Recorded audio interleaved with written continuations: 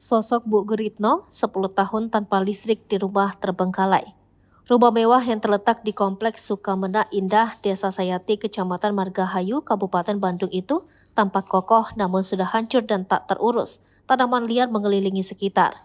Di sanalah Bu Guritno tinggal, tak bisa dibayangkan seorang nenek renta 70 tahun yang sudah sakit-sakitan. Ditinggal sendirian di rumah mewah terbengkalai tanpa listrik.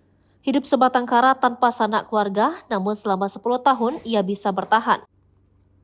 Ketua RT Ade Wahdani seperti dikutip Sripo dari Surya, 3 September 2023 mengatakan, sosok Bu Guritno memang familiar di mata tetangganya, sebab 38 tahun tinggal di kawasan itu dan menempati rumah mewah sejak 1985.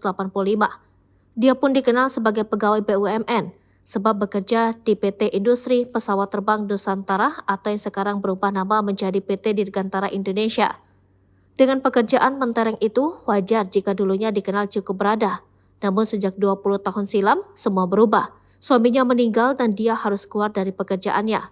Sementara anak-anaknya yang sudah menikah dan tidak tinggal bersamanya, sehingga Bu Guritno tinggal sebatang kara. Kondisinya seperti ini sejak sekitar 20 tahun lalu. Kalau tanpa air dan listrik mungkin sejak sekitar 10 tahun, kata Ade.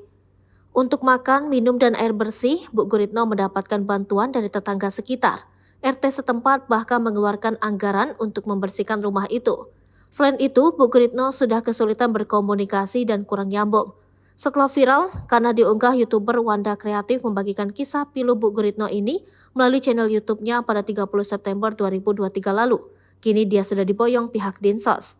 Ade mengatakan awalnya tahun 2020 sempat hendak dirawat di Dinsos, namun karena respon anaknya kurang baik, eksekusi batal. Kini sudah dibawa oleh petugas Dinsos, anaknya juga sudah beritahu jelasnya.